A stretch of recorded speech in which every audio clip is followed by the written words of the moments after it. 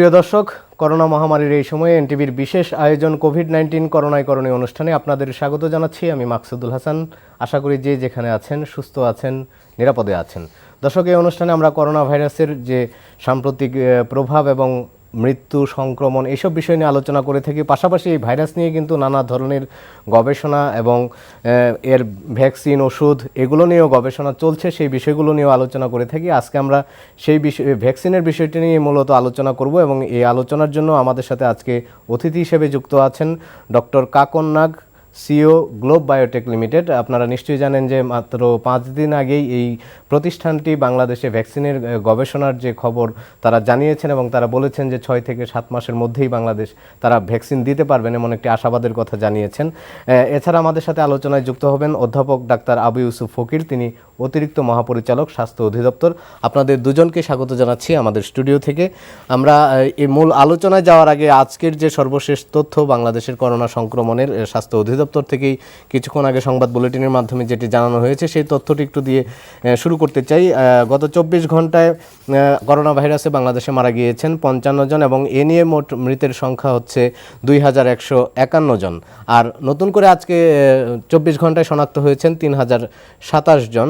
এখন পর্যন্ত বাংলাদেশে কোভিড-19 আক্রান্তের সংখ্যা হচ্ছে 1,68,645 জন। এর মধ্যে সুস্থ হয়েছেন 78,102 জন।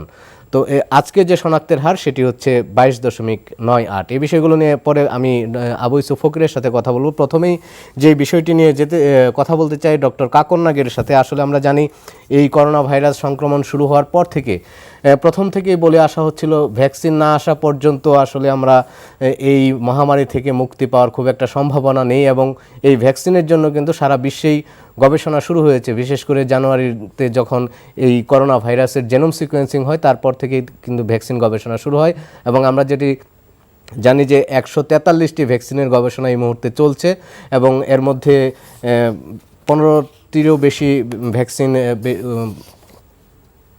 এগিয়ে রয়েছে গবেষণার দিক থেকে। তা আমরা প্রথমে যে বিষয়টি জানতে চাব, আপনারা 2 জুলাই সংবাদ সম্মেলনের মাধ্যমে জানিয়েছিলেন যে আপনারা ভ্যাকসিনের গবেষণার যে প্রি ক্লিনিক্যাল ট্রায়াল সেটি করেছেন, অর্থাৎ প্রাণীর উপর যে ক্লিনিক্যাল ট্রায়াল সেটি করেছেন। তো আপনার কাছ থেকে মূলত জানতে চাই আপনারা কিভাবে এই যাত্রাটি শুরু করলেন, আপনাদের প্রতিষ্ঠানের যাত্রাটি কবে শুরু হয় এবং আপনারা কবে এই চিন্তাটি করলেন যে ভ্যাকসিনের গবেষণাটি করবেন, অর্থাৎ আমি এর পেছনের গল্পটি জানতে চাচ্ছি। ধন্যবাদ আপনাকে। আমরা গ্লোব বায়োটেক লিমিটেড এই প্রতিষ্ঠানটি শুরু করি 2015-তে এবং ল্যাবরেটরি অ্যাক্টিভিটি শুরু হয় 2016 সালে। আমরা যখন ডিসেম্বরে গত বছর তখন উহান থেকে রিপোর্টটা আসে যে এরকম একটি ভাইরাস ইনফেকশন করছে, তখন থেকে আসলে আমরা চোখ রাখছিলাম যে ভাইরাসটির ব্যাপ্তি কিরকম হয়। তারপরে সম্ভবত খরগোশের উপরে, র্যাবিটের উপরে আপনারা বলছেন, তো আপনারা র্যাবিটের উপরে যে এই প্রি ক্লিনিক্যাল ট্রায়ালটি করেছেন সেক্ষেত্রে এই র্যাবিট আপনারা কোথা থেকে নিয়ে এসেছেন? র্যাবিটটা আমরা নিজেদের ইনহাউসে আমরা মেনটেন করি। তো আমাদের কিন্তু একটা খুবই ভালো মানে বিশ্বমানের অ্যানিমেল রিসার্চ সেন্টার আছে, যেটা আমার জানা মতে বাংলাদেশে এরকম ধরনের অ্যানিমেল রিসার্চ সেন্টার আর একটিও নেই। তো সেখানে আমরা কন্ট্রোল এনভায়রনমেন্টে আমাদের সার্টিফাইড ভেটেরিয়ান ডক্টর আছেন, তারপরে আমাদের এস্টাবলিশ প্রোটোকল আছে। তো সবকিছু মিলেই কিন্তু আমরা একটা স্বয়ংসম্পূর্ণ রিসার্চ এন্ড ডেভেলপমেন্ট সেন্টার গড়ে তুলেছি। সুতরাং এই অ্যানিমেল কন্ট্রোলের ব্যাপারটা কিন্তু এরকম সায়েন্টিফিক প্রোটোকল দ্বারা সায়েন্টিফিক ফ্যাসিলিটিতেই মেনটেন হয়। সেটি আপনি যেটি বলছেন যে এটি আপনাদের নিজস্ব ল্যাবরেটরিতে এই র্যাবিটগুলো লালন পালন করা হয়েছে।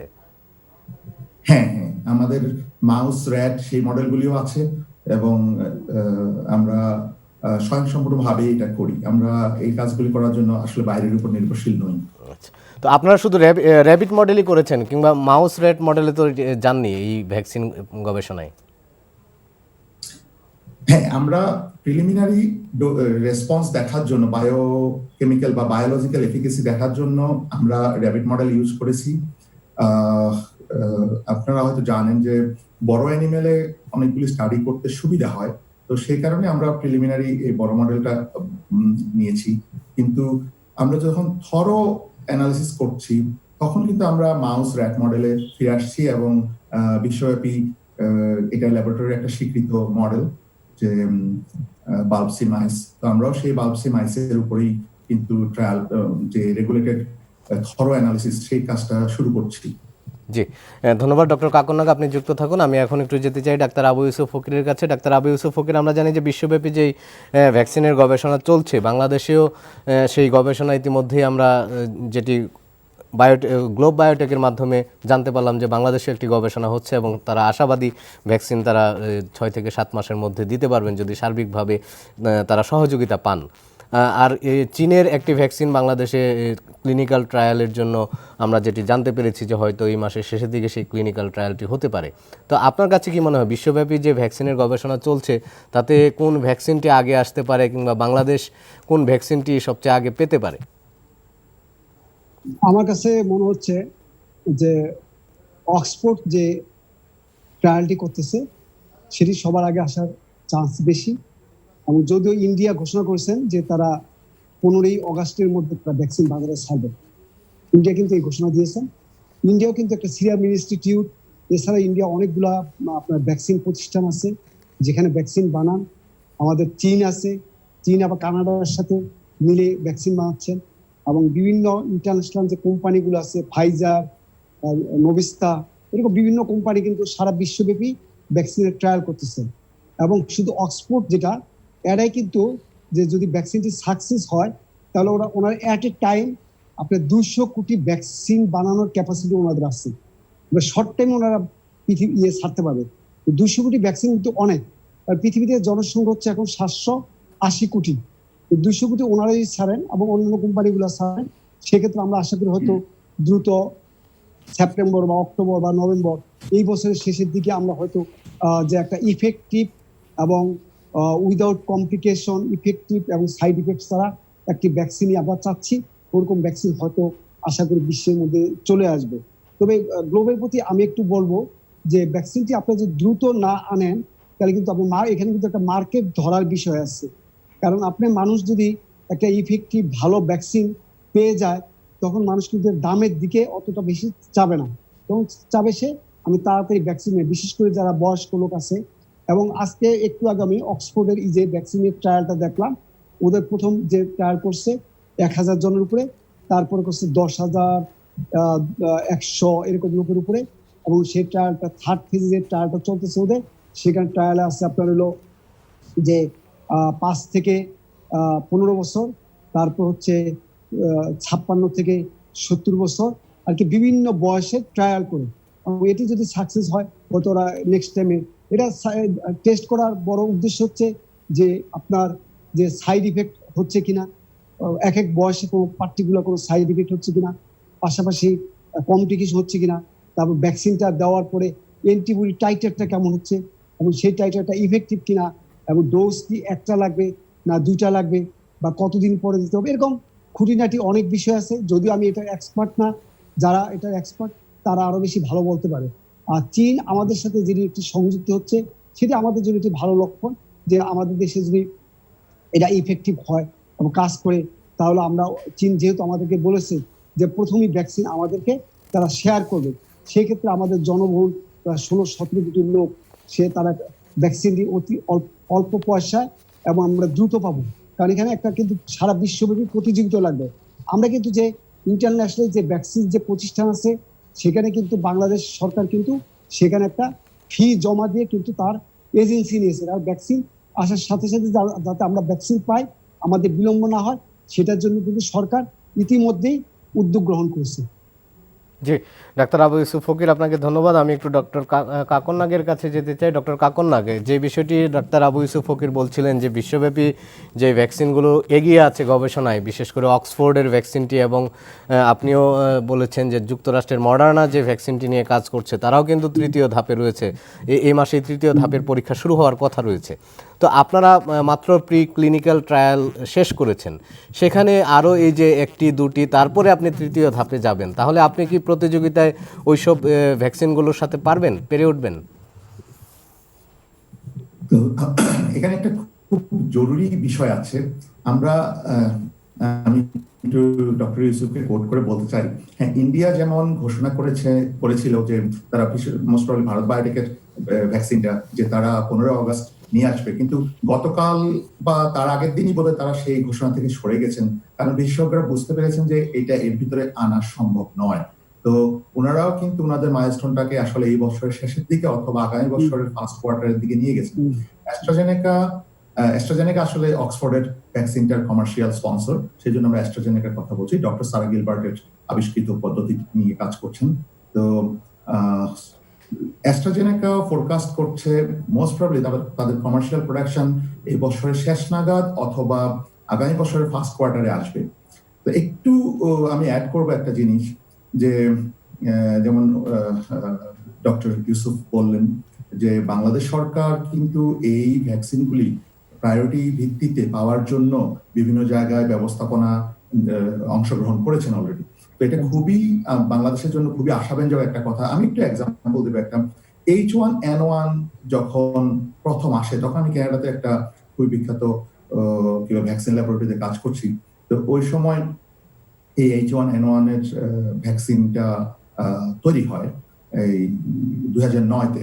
তখন হু 95টি দেশের জন্য তারা 200 মিলিয়ন ডোজ ব্যবস্থাপনার চেষ্টা করে এবং কমিটমেন্ট করে। আর বাংলাদেশ কিন্তু তারই ধারাবাহিকতা 2010-এর মোস্ট প্রবাবলি মে মাসের প্রথম দিকে এই ভ্যাকসিনেশন প্রোগ্রামটা চালু করে। তো টার্গেট ছিল বাংলাদেশের জনসংখ্যার 10% মানুষকে এই টিকাদান কর্মসূচির আওতায় নিয়ে আসবে। কিন্তু পরবর্তীতে দেখা গেল যে হু তাদের যে প্রাক্কলিত 200 মিলিয়ন ডোজ সেটা কিন্তু তারা পায়নি। তারা মাত্র 77 মিলিয়ন ডোজ তারা সিকিউর করতে সক্ষম হয়। অপরদিকে দেখেন ইউএসএ একাই 250 মিলিয়ন ডোজ তারা তাদের জনগণের জন্য অ্যাভেলেবল করতে সক্ষম হয়। এখন যে অ্যাস্ট্রাজেনেকা যে এই প্রজেক্টটা নিয়ে কাজ করছেন, ডক্টর ইউসুফ বললেন যে ওনারা 200 কোটি, হ্যাঁ, এই যে এটা কিন্তু তাদের একার ফ্যাক্টরি না, এটা একটা কনসোর্শিয়ামের মাধ্যমে, গ্লোবাল কনসোর্শিয়ামের মাধ্যমে ওনারা এই কাজটা করছেন। তো এই যে 200 মিলিয়ন এই ডোজ ক্যাপাসিটি কিন্তু এখন পর্যন্ত দুনিয়াতে নেই। ওনারা অনেকগুলি ফ্যাক্টরি ইভেন ডেভেলপমেন্ট এর কাজ শুরু করেছেন, ইরেকশনের কাজ শুরু করেছেন এবং আশা করছেন যে ওনাদের টেকনোলজিটা যখন অ্যাপ্রুভাল হবে, যে ক্লিনিক্যাল ট্রায়ালের কথা উনি বললেন, একটা থরো ক্লিনিক্যাল ট্রায়াল চলছে ফেজ 3-তে, তো তখন কিন্তু এই ফ্যাক্টরিগুলির সামগ্রিক সক্ষমতা নিয়েই কিন্তু এই ডোজটা তৈরি হবে। সে যেখানে ওয়ার্ল্ডের পপুলেশন কিন্তু $8 বিলিয়ন কাছাকাছি, রাইট। তো সেখানে এই 2 বিলিয়ন ডোজের যে অ্যাভেলেবিলিটি ওনারা নিশ্চিত করতে চাচ্ছেন, কিন্তু সেটা কিন্তু এই বছরই নয়। আমি একটু পরিষ্কারভাবে বলতে চাই যে এটা সামগ্রিক সক্ষমতাকে একসাথে নিলেই। তো সেই ক্ষেত্রে বাংলাদেশের যে জনসংখ্যা, এই পুরো জনসংখ্যার জন্য মানে সবার জন্য টিকাদান কর্মসূচিতে এই টিকা পাওয়া যাবে কিনা, এটা কিন্তু একটা অনেক বড় প্রশ্ন থেকে যাবে। যে আমি যে এক্সাম্পলটা দিলাম H1N1 এর টিকাদান কর্মসূচির অংশ, যেখানে 200 মিলিয়নের জায়গায় মাত্র 77 মিলিয়ন ডোজ তারা হুর মাধ্যমে ওই 95টা দেশ পেয়েছিল। তো তখন কিন্তু যদি আপনি একটা দেখেন, তখন কিন্তু বিশ্বব্যাপী 4,80,000, আমার যতটুকু মনে পড়ে 4,80,000 বা 85,000 পজিটিভ কেস ছিল। অথচ আজকে 5 লাখের উপর মানুষ আসলে মারাই গেছে। এখন এটা H1N1 এর যে প্রাদুর্ভাবটা ছিল, তখন বাংলাদেশে মাত্র 800 জন ল্যাবরেটরি পজিটিভ পেশেন্ট আমরা পেয়েছিলাম এবং ক্যাজুয়ালিটির হার ছিল মাত্র 6 জন। অথচ আমাদের যদি আমরা দেখি, আমাদের কিন্তু বাংলাদেশে এখনই এই ইনফেকশনের পরিমাণ 1.5 লাখের উপর চলে গেছে এবং মৃত্যুর সংখ্যা 2,000 বা এর কাছাকাছি, 2,000-এর উপরে। আর বিশ্বব্যাপী এটা 1,16,00,000 আজকের ডাটা অনুযায়ী 1,16,00,000 positive case, laboratory confirm case দেখা গেছে এবং যাতে 5 লাখের উপরে মানুষ মারা গেছেন। সুতরাং এখন যে বিশ্বব্যাপী যে ক্রাইসিসটা তৈরি হচ্ছে, এটা কিন্তু H1N1 থেকে আরো বেশি তীব্র। প্রতিটা দেশের সরকার, তাদের বাংলাদেশ সরকার তাই করছেন, আমরা জানতে পারলাম যে চেষ্টা করছেন যে কিভাবে তাদের দেশের জনগণের জন্য ভ্যাকসিনের প্রাপ্যতা নিশ্চিত করা যায়। তো যেখানে সামগ্রিক প্রোডাকশনের ক্যাপাসিটি মাত্র 1/4 কাছাকাছি, সেখানে বাকি সবার জন্য ভ্যাকসিনের প্রাপ্যতা নিশ্চিত করার জন্য আরো বেশি উদ্যোগকে প্রায়োরিটাইজ করা উচিত। আমরা গ্লোব বায়োটেক যেখানে চলে আসছি, এখন বাংলাদেশ সরকারের এগিয়ে আসা উচিত, কারণ এই যে অ্যাস্ট্রাজেনেকার কথাই বলছি বা মডার্নার কথাই বলছি, এই সমস্ত উদ্যোগগুলি কিন্তু সরকার কর্তৃক ফান্ডেড, একটা সিগনিফিক্যান্ট ফান্ড সেখানে এসেছে এবং ম্যানেজমেন্টের সাপোর্টটাও সরকার থেকে পাওয়া গেছে বলেই কিন্তু এই প্রজেক্টগুলিকে খুব দ্রুততার সাথে নিয়ে যাওয়া হচ্ছে। আমি একটা ছোট্ট উদাহরণ দিব যে সিঙ্গাপুর, তাদের নিজস্ব কোনো ভ্যাকসিন উদ্যোগ নেই। তারা তাদের জনগণের জন্য টিকা প্রাপ্তি নিশ্চয়তা করার জন্য তারা সান দিয়েগোর একটা ছোট বায়োটেক কোম্পানি আর্টপ্লাস, তো তাদেরকে তো তারা ফাইন্যান্স করেছে। শর্ত একটাই যে আমরা ফাইন্যান্স করলাম, যখন তোমাদের ভ্যাকসিনটা ডেভেলপমেন্ট শেষ হবে, অ্যাপ্রুভাল পাবে, তখন কিন্তু প্রায়োরিটি ভিত্তিতে সিঙ্গাপুর সেই টিকাটা নেবে। তো এই যে একটা ব্যবস্থাপনা চলছে, দেখেন বিশ্বের এতগুলি দেশের ভিতরে মাত্র 10টি দেশ ভ্যাকসিন তৈরির দৌড়ে নাম লিখিয়েছে। বাংলাদেশ 11তম দেশ। তো 11তম দেশ হিসাবে আমরা যে এখানে এসে গেছি, তো এটা কিন্তু অনেক বড় একটা প্রাপ্তি। ডক্টর ইউসুফ প্রথমে বললেন যে বাংলাদেশে কিছু ভ্যাকসিন কোম্পানি আছেন, তারা ওষুধ তৈরি করছেন, আমরা নতুন। আমরা আসলে একেবারেই নতুন এইভাবে বলবো যে আমরা আর অন্য কারো কপি ভ্যাকসিন তৈরি করি না। আমরা আসলে কমপ্লিটলি বাংলাদেশে একমাত্র কোম্পানি যারা সম্পূর্ণ নতুন ঔষধ বা নোবেল ড্রাগ তৈরির কাজ করি। ডক্টর কাকন নাগ, এই বিষয়ে আমি একটু যুক্ত করতে চাই। আপনারা এই ভ্যাকসিন গবেষণার আগে আপনাদের প্রতিষ্ঠানের বয়স তো 5 বছর। আপনারা এই ভ্যাকসিন গবেষণার আগে আপনাদের আসলে উল্লেখযোগ্য আর কোনো সফলতা আছে কিনা এই গবেষণায়? যদি আপনি বলেন উল্লেখযোগ্য সফলতা, তাহলে আমরা বলবো যে আমরা এই প্রতিষ্ঠানটি শুরু করি 2016, মানে আমি বলবো ল্যাবরেটরি অ্যাক্টিভিটি, যদিও 2015তেই কোম্পানিটা শুরু হয়েছে। তো অলরেডি আমরা কিন্তু 6টি বায়োলজিক্যাল ড্রাগস বায়োসিমিলার ভার্সনের অ্যাপ্রুভালের জন্য, ক্লিনিক্যাল ট্রায়াল শুরু করার জন্য আমরা বিএমআরসি তে আমাদের সিআরআর মাধ্যমে অ্যাপ্লিকেশন জমা দিয়েছি এথিক্যাল ক্লিয়ারেন্সের জন্য, ক্লিনিক্যাল ট্রায়াল শুরু করার জন্য। আমরা আশা করছি যে অচিরেই তার অনুমতিগুলি পেয়ে যাবে। একটা বড় মাইলস্টোন কিন্তু আমরা অর্জন করেছি এর মাঝে, যে ড্রাগ ডিসকভারির জন্য বর্তমানে একটি বড় সমস্যা হচ্ছে ড্রাগেবল জিন টার্গেট খুঁজে বের করা। আমরা গত বছর একটি নোবেল মেথড আবিষ্কার করতে সক্ষম হয়েছি, যাতে মানুষের রোগ তৈরি হওয়ার জন্য যে জেনেটিক ভ্যারিয়েন্টস গুলি আছে, সেখান থেকে সুইটেবল ক্যান্ডিডেট বের করে ড্রাগ ডিসকভারির কাজ শুরু করা। এটা দুনিয়ার সমস্ত কোম্পানির জন্য একটা চ্যালেঞ্জ। তো আমরা কিন্তু সেরকম একটা মেথড ডেভেলপ করেছি, সেটা পাবলিশ করেছি এবং সেটা পেটেন্টও করেছি, ইউএস পেটেন্ট। এখন এটা ইউএস পেটেন্ট পেন্ডিং অবস্থায় আছে। এটা আমাদের জন্য একটা অনেক বড় মাইলস্টোন, অনেক বড় গর্বের ব্যাপার এটা বাংলাদেশে। ধন্যবাদ ডক্টর কাকন নাগ।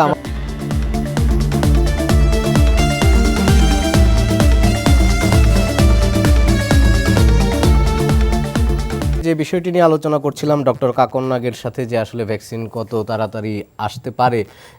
ডাক্তার আবু ইউসুফ ফকির, আপনি যে বিষয়টি বলছিলেন যে যত আগে আসবে প্রতিযোগিতায় সেই ভ্যাকসিনটি কিন্তু বেশি মানুষ নেবে কিংবা সেই ভ্যাকসিনটি কার্যকর হবে মানুষের কাছে।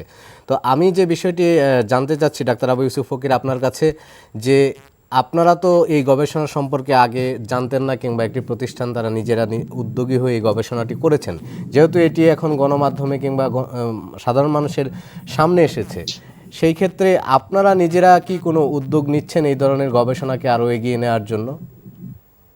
নিঃসন্দেহে একটি সরকার তো চায় সার্বিকভাবে তার প্রতিটা সেক্টরে এগিয়ে যায়। আমি তো এই কাকন নাগ এবং তাদের প্রতিষ্ঠানকে আমি কংগ্রেচুলেট করি। তারা যত অ্যাক্টিভলি এগিয়ে যাবে, আমার দেশ তত বেশি এগিয়ে যাবে। শুধু ভ্যাকসিন না, সেখানে কিন্তু সিরাম প্রোডাক্টও কিন্তু অনেক কিছু থাকে। বিশেষ করে আপনার হিমোফিলিয়া, এমন বিভিন্ন রোগ আছে যে রোগগুলোতে আমাদের অ্যান্টিবডি বা বিভিন্ন সাপ্লিমেন্টারি কিন্তু ট্রিটমেন্ট দেওয়া হয়। এবং সেই ক্ষেত্রে যদি সিরাম ইনস্টিটিউট বা যারা গবেষণা করে এই গবেষণাগুলো যদি এগিয়ে যায়, নিঃসন্দেহে দেশ এগিয়ে যাবে। এবং আমার সরকার এবং আমাদের স্বাস্থ্য প্রশাসন এবং স্বাস্থ্য মন্ত্রণালয় অবশ্যই তাদের সার্বিক সহযোগিতা করবে। তো এই ক্ষেত্রে এই যে ভ্যাকসিনের প্রি ক্লিনিক্যাল ট্রায়াল শেষ হলো, এখন যে পরবর্তী ধাপগুলো রয়েছে সেই পরবর্তী ধাপগুলো আসলে কিভাবে অতিক্রম করতে হবে, সেইখানে আপনাদের ভূমিকা কি থাকবে? না, সেখানে হচ্ছে যেমন ধরেন উনি তো একটু আগে বলছে বিএমআরসি প্লাস ড্রাগ অ্যাডমিনিস্ট্রেশন যে অ্যাপ্লিকেশন দিতে হয়, তারা অ্যাপ্লিকেশন দিবে, অ্যাপ্লিকেশন দিয়ে অনুমোদন নিবে। কারণ হিউম্যান বডিতে ট্রায়াল করতে হলে সেখানে কিছু আসলে বিধিনিষেধ আছে, যে মানুষের ক্ষতি হবে কিনা এই জিনিসগুলো তো আসলে দেখে তারপরে অনুমোদন দেওয়া হয়। সেটা আমরা আশা করি ওনারা যদি ঠিক মতো ব্যাখ্যা দিয়ে দিতে পারেন, অবশ্যই ঔষধ প্রশাসন আমাদের যে বিএমআরসি আছে যে রিসার্চ টেকনোলজি যেটা, সেটা তারা অবশ্যই তারা সেটা রিসার্চ কাউন্সিল সেটা তাদেরকে অবশ্যই অনুমোদন দিবে, সেটা সমস্যা হবে না। জি, ডাক্তার আবু ইউসুফ ফকির আপনি যুক্ত থাকুন। আমি একটু আবারও ডক্টর কাকন নাগের কাছে যেতে চাই। ডক্টর কাকন নাগ, আপনি বলছিলেন যে প্রি ক্লিনিক্যাল ট্রায়ালের পরে আপনাদের আরেকটি রেগুলেটরি ট্রায়ালের বিষয় রয়েছে, সেই বিষয়টি একটু যদি আমাদেরকে পরিষ্কার করতেন। আপনারা আমাদের সাংবাদিক সম্মেলন থেকে জেনেছেন যে আমরা একটা প্রিলিমিনারি কাজ করেছি, সেখানে আসলে খুব সীমিত সংখ্যক এনিম্যাল মডেলের উপর আমরা আমাদের ভ্যাকসিনের টেকনোলজিটা টেস্ট করেছি। এই টেকনোলজি বলতে আসলে অ্যান্টিজেন এবং অ্যান্টিজেন ডেলিভারি সিস্টেম, এই দুটো সিস্টেমে কি বায়োলজিক্যাল ফাংশনালিটি দিচ্ছে কিনা সেটা দেখেছি। কিন্তু এখন আমাদেরকে এই যে ডক্টর ইউসুফ বললেন যে আসলে সেফটি এবং এফিকেসি এই দুটো এর একটা সম্মিলন ঘটাতে হবে। আমরা ঠিক কোন ভাবে কতটুকু ডোজ দিলে কাজটা হবে ভালো মতো ইফেক্টিভলি, সেই কাজটা করব। তো সেই কাজটা করার জন্য আমাদের আসলে একটা থরো এক্সপেরিমেন্ট রান করতে হবে, যেখানে অনেকগুলি এনিমেল গ্রুপ থাকবে, অনেক নাম্বারস অফ এনিমেল থাকবে এবং আর মানে টক্সিকোলজিক্যাল অ্যানালিসিসটা করা হবে। তো এই কাজটা না হলে আসলে সিআরওর পক্ষে হিউম্যান সেফটিটা এনশিওর করা যাবে না। এই কারণেই এই ডাটাটা আমাদেরকে দরকার। এই ডাটা ছাড়া আসলে এথিক্যাল কমিটি থেকে অ্যাপ্রুভাল পাওয়া যাবে না। তো আমরা এই কাজটা করছি এবং ডক্টর ইউসুফকে অসংখ্য ধন্যবাদ যে উনি বললেন যে সরকার সংশ্লিষ্ট ডিপার্টমেন্ট যেমন মনে করেন বিএমআরসি বা ডিজিডিএ সেক্ষেত্রে যেন দ্রুত এগিয়ে আসেন, এই জন্য ওনারা ব্যবস্থা নেবেন। তো এটা খুবই ভালো একটা উদ্যোগ আমাদের জন্য। আর কিন্তু একটা বড় ব্যাপার থেকে যাবে, সেটা হচ্ছে ক্লিনিক্যাল ট্রায়াল কিন্তু খুবই এক্সপেন্সিভ একটা প্রোটোকল, যেখানে সারা বিশ্বের এই ভ্যাকসিন উদ্যোগগুলোকে এই সংশ্লিষ্ট সরকার ফান্ডিং করে এগিয়ে নিয়ে যাচ্ছেন। এখানে কিন্তু আমরা বাংলাদেশ সরকারের সদয় বিবেচনা আশা করতেছি এবং সেটা দ্রুততম সময়ের ভিতরে চাচ্ছি। কারণ এই ফাইন্যান্স যদি এনশিওর না করা হয় তাহলে কিন্তু পরবর্তী ধাপে অগ্রগতিটা থেমে যাবে বা বাধাগ্রস্ত হবে। কারণ হচ্ছে ভ্যাকসিন কিন্তু আসলে সরকারের অগ্রাধিকার প্রকল্পের অংশ, যেটা জনস্বাস্থ্যের অংশ। তো এখান থেকে একটা কোম্পানি যে ব্যবসা হবে, এইটার চেয়ে বড় ব্যাপার হচ্ছে জনস্বাস্থ্য নিশ্চিতকরণ। সরকারের সংশ্লিষ্ট মন্ত্রণালয়, আমার মনে হয় স্বাস্থ্য মন্ত্রণালয় এই টিকাদান কর্মসূচির মাধ্যমে এটা করেন। এটা অন্য প্রেসক্রিপশন ড্রাগের মতো নয় যে ওভার দ্য ইয়ার্স যে প্রেসক্রিপশন ড্রাগের মাধ্যমে কোম্পানি তার খরচটা তুলে নেবে। তো এই কারণেই কিন্তু সরকার বিভিন্ন দেশেই এগিয়ে আসছেন। যেমন জনসন এন্ড জনসনকে ইউএস গভর্নমেন্ট $1 বিলিয়ন ফাইন্যান্স করেছেন। মডার্না টোটাল ফাইন্যান্সের পরিমাণ $1 বিলিয়ন বেশি, যেখানে বারডা থেকে ওনারা পেয়েছেন $488 মিলিয়ন। এবং আমরা অ্যাস্ট্রাজেনেকার কথা জানি, সেখানেও কিন্তু এই ফাইন্যান্সটা এসেছে মোর দেন $1 বিলিয়ন।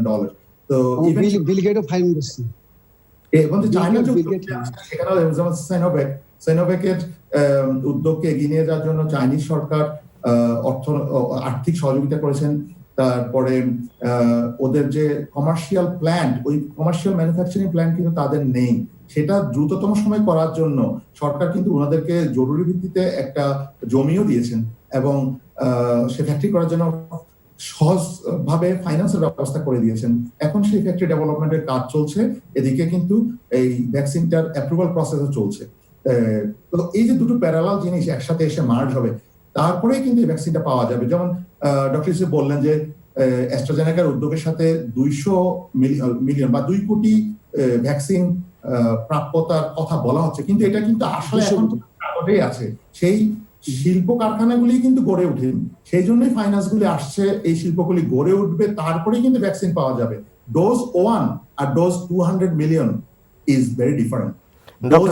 আমরা যেদিন পাবো 200তম মিলিয়নতম বা কি বলা যায় 200 আপনার Sorry, 200 কোটি সরি 200 কোটি 700 কোটি লোক তো 200 কোটি তারাই তো তম যে ভ্যাকসিনটা সেটা পাওয়া কিন্তু অনেক অনেক পরের ব্যাপার। ডক্টর তো ডক্টর আমাদের ডক্টর কাকন নাগ, আমি একটু আপনার কাছে জানতে চাই ডক্টর কাকন নাগ, স্পন্সরশিপটা নেন, তাহলে কিন্তু এই কাজটা বাংলাদেশ জনগণ দ্রুততম সময়ে কিন্তু ভ্যাকসিনটা পাবেন।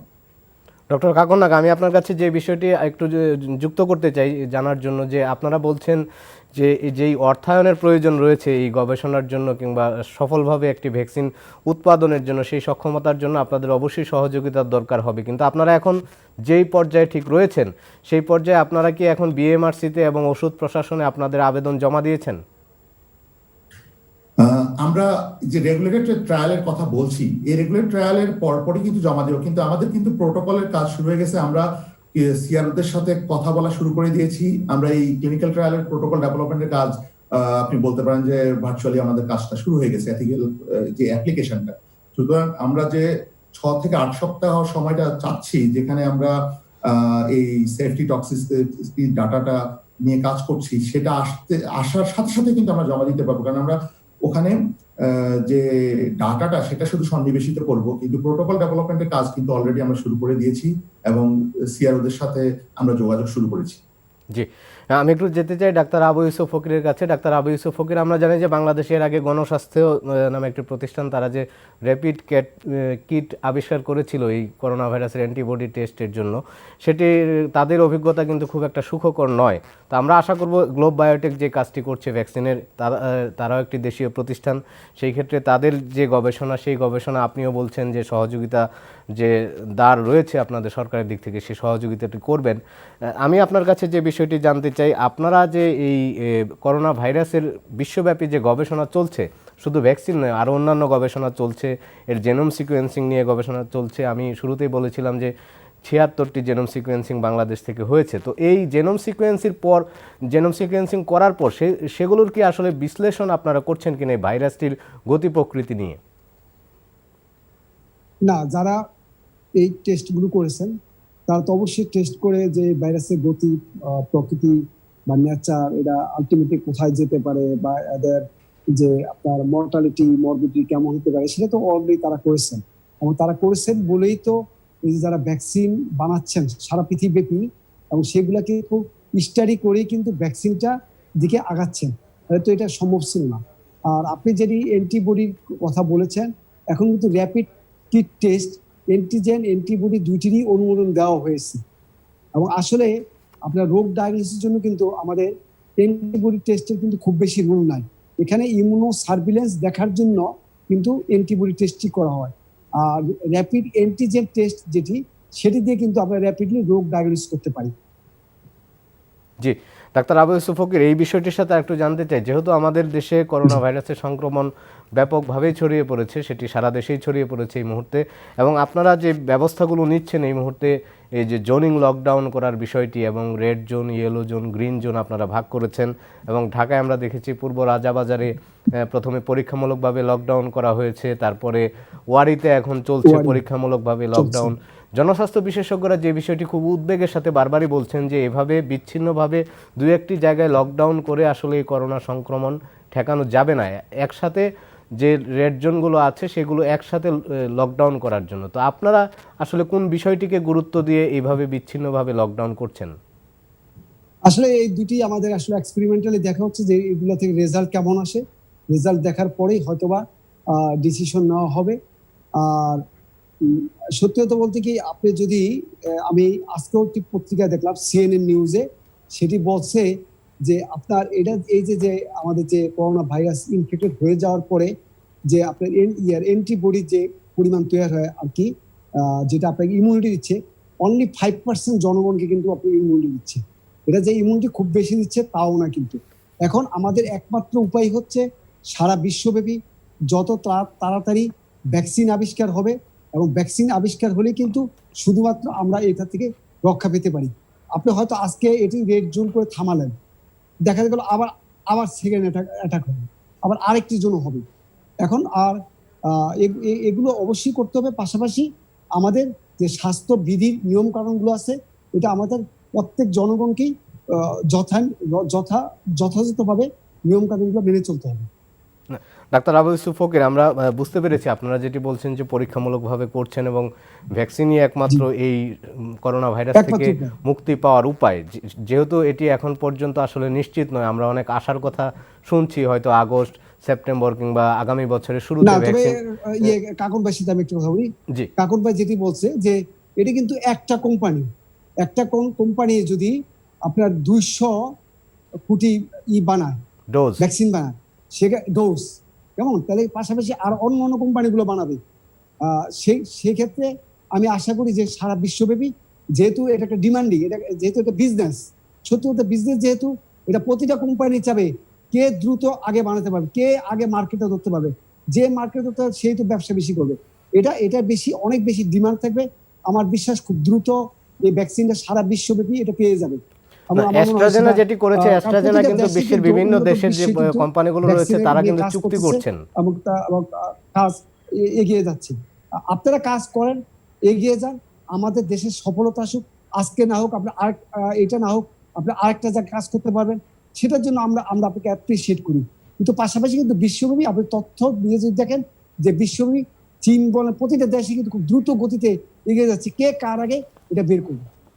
জি, ডাক্তার আবু ইউসুফ ফকির, আরেকটি বিষয় আপনার কাছে জানতে চাচ্ছিলাম। আমি এই যে জোনিং এবং লকডাউনের বিষয়ে কথা বলছিলাম, যেহেতু আপনি বলছেন যে আসলে ভ্যাকসিন ছাড়া এই করোনা ভাইরাস থেকে আমাদের মুক্তি পাওয়া সম্ভব না, জোনিং লকডাউনগুলো চেষ্টা করা হচ্ছে সংক্রমণ যাতে ঠেকানো যায়, কমিয়ে রাখা যায়।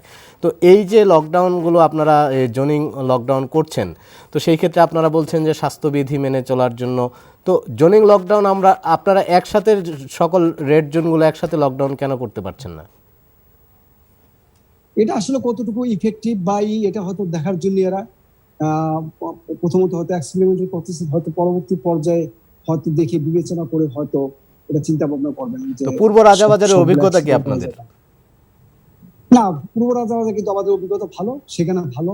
এবং আপনার এর আগেও যে আমরা যে করেছিলাম যে যে মিরপুরে টোলারবাগ, সেটিরও রেজাল্ট ভালো। তবে আরেকটি জিনিস আমি বলি, আপনারা কিন্তু গত এক মাস আপনারা লক্ষ্য করে থাকেন, দেখবেন আমাদের 21%, 22%, 23%, চিটাঙে কিন্তু এখন কমে আসছে, নারায়ণগঞ্জে কিন্তু এখন কমে আসছে। যে আমরা কিন্তু এখন একটা প্লাটো ফেজে যাচ্ছি। আমরা আশা করি শর্ট টাইমের মধ্যে দেখবেন যে আপনি ঢাকা, বিশেষ করে আমাদের গাজীপুরও শর্ট টাইমের মধ্যে কমে আসবে। তবে একটি জিনিস আমাদের সাবধান থাকতে হবে, সামনে কিন্তু আমাদের ঈদ। এই ঈদে যাতে আমরা গত ঈদও আমরা যে ভুলটি করেছি, এবার ঈদে যাতে আমরা এই ভুলটি যদি করি, তাহলে কিন্তু আবারও কিন্তু আপনার রোগীর সংখ্যা কিন্তু বেড়ে যাবে। আমাদের এই ব্যাপকতা কিভাবে কমানো যায়, সেখানে ধরুন আপনি ক্ষুদ্র ক্ষুদ্র হাট বসিয়ে, অথবা কুরবানি, ধরুন আপনি অনলাইনে গরু কিনে, অথবা সরকারি বিধির মাধ্যমে, যেটি আপনার ধরেন সৌদি আরব করে, ওরকম ভাবে যদি আমাদের কুরবানি সিস্টেম বা কুরবানি আদায় করা যায়, আমার মনে হয় সেই ক্ষেত্রে আমাদের স্বাস্থ্য ঝুঁকি অনেক কমে যায়। জি, ডাক্তার আবু ইউসুফ ফকির, আমরাও আশা করি যে এই প্রত্যাশার কথা আপনি বলছেন যে সামনের সময় এটি সংক্রমণ আরও কমে আসতে পারে যদি স্বাস্থ্যবিধিগুলো মেনে চলা হয়, এবং সামনে যে ঈদ রয়েছে সেই ক্ষেত্রে মানুষ যাতে খুব কঠোরভাবে স্বাস্থ্যবিধিগুলো মেনে চলে, আমরা সেই প্রত্যাশাই করব। আমি একটু যেতে চাই ডক্টর কাকন নাগের কাছে। ডক্টর কাকন নাগ, আপনি ডাক্তার আবু ইউসুফ ফকির বলছিলেন যে এই ব্যবসায়িক দৃষ্টিকোণ থেকে কিছু বিষয় আছে, যদিও আপনারা সংবাদ সম্মেলনে বলেছেন যে আপনারা ব্যবসায়িক দৃষ্টিভঙ্গি থেকে নয়, দেশের জন্য কিছু করার তাগিদেই এই ভ্যাকসিনের গবেষণা করছেন এবং সেই গবেষণায় আপনারা আশা করছেন সফল হবেন। এবং এটি আপনারা বলছেন যে প্রতিযোগিতায় হয়তো আপনারা পরেও আসতে পারেন, কিন্তু যেই পরিমাণ ভ্যাকসিন ডোজ প্রয়োজন হবে সেইটি হয়তো প্রথম দিকে নাও পাওয়া যেতে পারে, সেই ক্ষেত্রে আপনারা পরবর্তীতে আসলেও হয়তো সেই গ্যাপটি আপনারা পূরণ করতে পারবেন। তো আমরা বলতে চাচ্ছি, আপনারা যে বিষয়টি বলছেন যে ক্লিনিক্যাল ট্রায়াল আপনারা শুরু করার জন্য ভার্চুয়ালি ইতিমধ্যে প্রস্তুত হয়েছেন, তো আপনারা ক্লিনিক্যাল ট্রায়ালের জন্য সিলেকশনটি কিভাবে করছেন? ক্লিনিক্যাল ট্রায়ালের যে এই ডিজাইনটি, এটি আসলে একা আমাদের ব্যাপার নয়, এটা সিআরও এবং বিএমআরসি মিলে ডিসিশন নেবেন। তো এবং সেখানে ডিজিডি এর অন্তর্ভুক্তি থাকবেন। তো এই জিনিসটা আমাদের এখতিয়ারের বাইরে। অ্যাকচুয়ালি আমাদের যে ডেটা তৈরি হবে অ্যানিমেল রেগুলেটেড অ্যানিমেল ট্রায়াল থেকে, এই ডাটার সাপেক্ষে সংশ্লিষ্ট বিশেষজ্ঞরা মিলেই সেই ট্রায়ালটা ডিজাইনটা তৈরি করবেন। সেখানে আসলে আমাদের কনফ্লিক্ট অফ ইন্টারেস্ট থাকার কারণে আমাদের অন্তর্ভুক্তি থাকবে না। আমাদের শুধু একটা জিনিস অন্তর্ভুক্তি থাকবে, সেখানে যে প্রয়োজনীয় পরিমাণ ডোজেস সরবরাহ করা, কোয়ালিটি মেনটেন করে। তো ওই ক্লিনিক্যাল ট্রায়ালের ক্ষেত্রে শুধু অতটুকুই আমাদের ভূমিকা থাকবে। এর আগে কিন্তু আমাদের যে টোটাল সেফটি এবং এফিকেসি ডিটারমিনেশনের জন্য যে টেস্টগুলি, সেই অংশটুকুতে আমাদের সরাসরি ভূমিকা আছে। তো আমি একটু আপনার অনুমতি সাপেক্ষে আমি একটু ডক্টর ইউসুফের সাথে একটু বলবো যে আমাদের যে ভ্যাকসিন তৈরি করার দৌড়ে যে কোম্পানিগুলি আছে বা যে দেশগুলি আছে, তার ভিতরে কিন্তু দুটো প্রধান দেশ হচ্ছে মার্কিন যুক্তরাষ্ট্র এবং চায়না। তো মজার জিনিস হচ্ছে হু একটি উদ্যোগ নিয়েছে যে বিশ্বব্যাপী এই ভ্যাকসিন সরবরাহ করার বা প্রাপ্তি নিশ্চিত করার জন্য একটা কনসোর্টিয়ামের মতো সেখানে বিভিন্ন দেশ যুক্ত হয়েছে। কিন্তু এই দেশ, এই ইউএসএ এবং চায়না, তারা কিন্তু এই উদ্যোগের সাথে নেই। তারা কিন্তু এখানে কোনো ফাইন্যান্স করেনি। তার পরিবর্তে তারা এই ফাইন্যান্সটাকে তাদের নিজের দেশের ভ্যাকসিন ডেভেলপমেন্ট প্রোগ্রাম এবং ভ্যাকসিন ম্যানুফ্যাকচারিং প্রোগ্রামকে প্রমোট করার জন্য এই টাকাটাকে তারা ইউজ করেছে। তো আমরা আজকে পর্যন্ত আমাদের উদ্যোগে মোর দেন 500 crore মানে 500 কোটি টাকার উপর কিন্তু ব্যক্তি উদ্যোগের টাকা আমরা এই প্রজেক্টে অলরেডি বিনিয়োগ করেছি। তো এই যে আমরা একটা সাহস দেখিয়েছি ব্যক্তি উদ্যোগে, এই কাজটা কিন্তু বাংলাদেশে আর কেউ করার সাহস রাখেন না। এখন যদি সরকার এগিয়ে না আসেন এবং এই ক্লিনিক্যাল ট্রায়ালটাকে স্পন্সর না করেন, যেটা সারা বিশ্বব্যাপী হচ্ছে, তাহলে কিন্তু ভবিষ্যতে এই জাতীয় প্রোগ্রাম করার সাহস আর কেউ দেখাবে না। বাংলাদেশ আর কখনোই এই ভ্যাকসিন বা এইরকম প্রাদুর্ভাবে সক্ষমতা অর্জন করতে সক্ষম হবে না। এই জিনিসটা কিন্তু আমি ডক্টর ইউসুফ আছেন, উনি সরকারের সংশ্লিষ্ট বিভাগের ঊর্ধ্বতন কর্মকর্তা, ওনার মাধ্যমে আমি সরকারের কাছে এই রিকোয়েস্টটা করব যে আসলে এখন আর ডিলে করার সময় নেই। বাংলাদেশের ভ্যাকসিন উৎপাদন সক্ষমতা এবং নিজস্ব টেকনোলজিতে, যেটা পরমুখাপেক্ষী নয়, এবং আমাদের সকল জনগণের জন্য ভ্যাকসিন ডোজ প্রাপ্তি সক্ষমতা নির্ণায়কের জন্য আমাদের এই উদ্যোগের সাথে সরকারের উদ্যোগ মিলে যাওয়া একান্ত জরুরি। এটা এই দেশের স্বাস্থ্য ব্যবস্থার জন্য একটা মাইলস্টোন। সুতরাং এখানে অবশ্যই সরকারের দ্রুততম সময়ে এগিয়ে আসা উচিত, না হলে কিন্তু আমরা আর কখনো এই সক্ষমতা অদূর ভবিষ্যতে অর্জন করতে পারবো কিনা এটা একটা সন্দেহের অবকাশ থেকে যাবে। কারণ মানুষ ভয় পাবে। আপনারা বলছেন ব্যবসার কথা, অবশ্যই যে যিনি টাকাটা ইনভেস্ট করেন তার একটা লং টার্ম প্ল্যান থাকে। তো এখানে যদি আমরা এই যে 500 কোটি টাকার বেশি কিন্তু আমরা অলরেডি এখানে ইনভেস্ট করেছি, তো শুধু অবশ্যই সেটা শুধুমাত্র ভ্যাকসিনের জন্য নয়, নোবেল ড্রাগ ডিসকভারির জন্য। ভ্যাকসিনের কিন্তু আরেকটা ব্যাপার আছে, এটা কিন্তু জিওগ্রাফিক্যাল রিজিয়ন বা জেনেটিক ব্যাকগ্রাউন্ডের উপরেও কিন্তু অনেক সময় কাজ করে। আপনারা অলরেডি শুনছেন যে এই করোনা ভাইরাসের কিছু মিউটেশন হচ্ছে, বাংলাদেশেও তার মিউটেশন পাওয়া যাচ্ছে।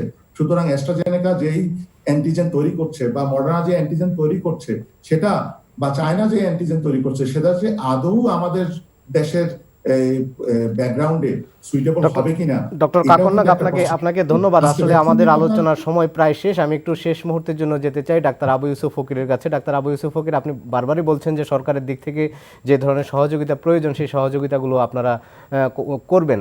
তো ডক্টর কাকন নাগ যে বিষয়গুলো উত্থাপন করেছেন সেগুলোর সাথে আপনি কিছু যোগ করতে চান কিনা, খুবই সংক্ষেপে যদি আমাদেরকে বলেন। না, নিঃসন্দেহে কাকন ভাই যেটি বলেছে আমরা তো একমত যে দেখেন সরকারের তো একটা সিস্টেম আছে, সেটা আমি চাইলেই তো আপনাকে ওইভাবে দিতে পারবো না। আসলে সেখানে আমার বিএমআরসি আছে, তারপরে ধরুন আমাদের রেগুলেটরি ড্রাগ অ্যাডমিনিস্ট্রেশন, তাদের কাছে আপনি অ্যাপ্লিকেশন দেন, ওইখানে আমাদের যারা এক্সপার্ট আছে, এক্সপার্টরা দেখে যদি এটা মনে করে অনুমোদন দেয়, অবশ্যই সরকার এগিয়ে আসবে। সরকার এই ব্যাপারে বিন্দুমাত্র পিছপা হবে না। জি, ধন্যবাদ ডাক্তার আবু ইউসুফ ফকির আপনাকে, এবং ডক্টর কাকন নাগ আপনাকেও ধন্যবাদ আমাদের সাথে যুক্ত থেকে আপনাদের এই মূল্যবান আলোচনার তথ্য দিয়ে আমাদেরকে উপকৃত করার জন্য। প্রিয় দর্শক, আজকের আলোচনা আমরা এখানেই শেষ করছি। বিশ্বব্যাপী যে ভ্যাকসিনের গবেষণা চলছে, বাংলাদেশও তাতে যুক্ত হয়েছে, এবং আমরা আশা করি যত তাড়াতাড়ি ভ্যাকসিন পাবো তত তাড়াতাড়ি এই করোনার মুক্তি ত্বরান্বিত হবে আমাদের জন্য। আপনাদের এই করোনা ভাইরাস সম্পর্কে যদি আরও কোনো প্রশ্ন করতে চান কিংবা মতামত জানাতে চান, আমাদের ইমেল করতে পারেন covid19@ntvbd.com এই ঠিকানা। এছাড়া এনটিভির এই অনুষ্ঠানটি যদি পুনরায় দেখতে চান তাহলে ভিজিট করতে পারেন আমাদের অনলাইন www.ntvbd.com। আর এনটিভির জনপ্রিয় সব অনুষ্ঠান ও খবরের আপডেট জানতে ভিজিট করুন আমাদের ইউটিউব ও ভেরিফাইড ফেসবুক পেজ। সবাই ভালো থাকুন, সুস্থ থাকুন, ধন্যবাদ সবাইকে।